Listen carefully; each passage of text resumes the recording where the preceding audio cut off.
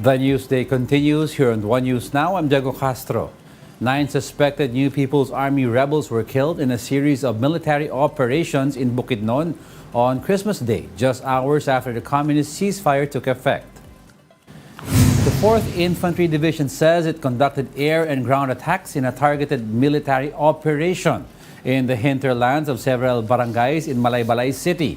The operating troops also captured 8 firearms from the encounter site. The military says they received reports that the NPA will launch atrocities in time for the anniversary of the Communist Party of the Philippines. The AFP had earlier said that it is not reciprocating the holiday ceasefire declared by the CPP-NPA.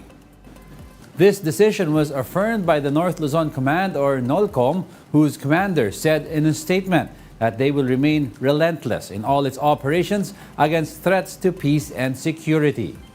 Commander Fernil Buca adds that in light of the holiday spirit, NOLCOM is extending an invitation to remaining members of communist groups to abandon the armed struggle and surrender. Christmas Day in some parts of Metro Manila was not at all peaceful, with authorities reporting at least 2 violent incidents in the capital.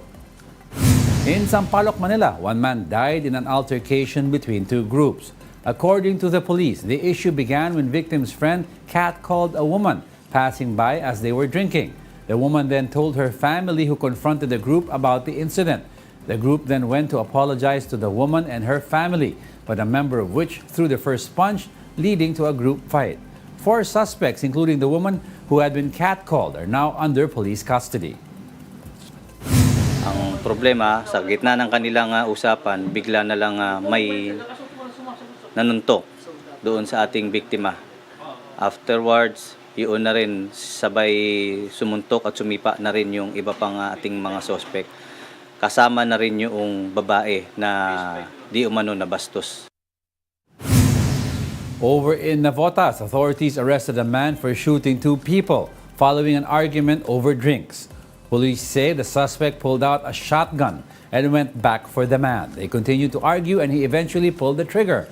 Aside from the man he had been arguing with, another woman had also been hit with a bullet. The 2 victims are in under stable condition, while the suspect will face 2 counts of frustrated homicide and illegal possession of firearms and ammunition. The total number of fireworks-related injuries this holiday season has climbed to 52. That's after the Health Department recorded 24 fireworks-related injuries on Christmas Day and earlier today. 5 of these patients underwent traumatic amputation, resulting in lost or mangled fingers and hands. 3 of them were minors and 2 were adults. Metro Manila accounted for 38% of the injuries. The DOH has earlier urged local governments and authorities to stop the sale of illegal fireworks in their localities. Parents are also advised to watch over their children and use noise-making alternatives in the coming New Year celebrations. We'll be back with more stories after the break. Keep it here on One News.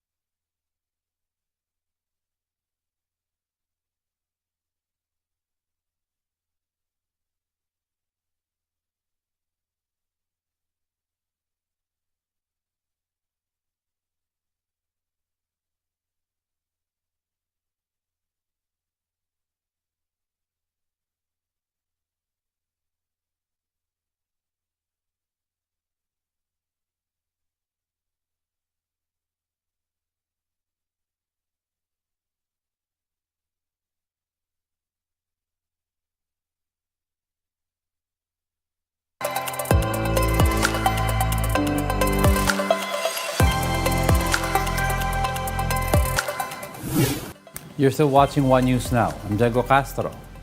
On Christmas Day, thousands of passengers continue to flock to bus terminals and ports to head to their holiday weekend destinations.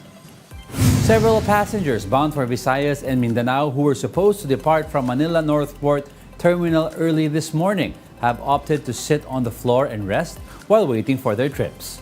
According to the management of Manila North Port, several ship voyages were delayed and have been rescheduled to leave this afternoon. Aside from the piers, bus terminals like the Parañaque Integrated Terminal Exchange or PTEX are packed with passengers heading home. According to the PTEX management, the estimated number of people in the terminal during the peak of rush hour on Christmas Day exceeded 104,000. This surpasses the daily average of 100,000 people. Despite this, the terminal management assures that the trips are not fully booked compared to the previous days. But as for the expressway, Christmas Day traffic was light. That's felt up even to this morning, with only light traffic observed at the North Luzon Expressway and the Subic-Clark-Tarlac Expressway. DPWH, meanwhile, has temporarily closed the northbound lane of Roas Boulevard EDSA flyover to facilitate repairs. The road closure begins today and will last until Saturday, December 30. Drivers affected may use the EDSA flyover service road as an alternative route. Still on transportation, another round of hefty oil price hikes takes effect today, December 26. The last round of pump price increases this 2023. Diesel prices are up by 1 peso and 70 centavos per liter, gasoline by 1 peso and 60 centavos, and kerosene 1 peso and 54 centavos. The Energy Department attributes the adjustments partly to oil tankers avoiding sailing in the Red Sea amid attacks by the Houthi group on commercial vessels. Let's now take a quick look at other stories we're watching. President Marcos says the condition of the BRP Sierra Madre, the country's outpost at Ayungin Shoal, is a, quote, purely Filipino concern. This comes after reports that the United States is providing advice on repairing the vessel. The Bureau of Corrections has freed 108 additional persons deprived of liberty or PDLs from prison facilities nationwide. This brings the total number of PDLs released before Christmas Day to nearly 1,100, with an additional 200 set to be released before the year's end. And something to look forward to in 2024. Beneficiaries of the government's Pantawid Pamilyang Pilipino program and those living below the poverty threshold can enjoy electricity bill discounts starting January. Senator Win Gatchalian says those who wish to avail of these discounts must register under the government's Lifeline Rate program. And those are the top stories of the hour. Join us again at 11:15 a.m. as we continue to monitor the day's biggest stories. I'm Diego Castro. We are One News. All sides, all the time.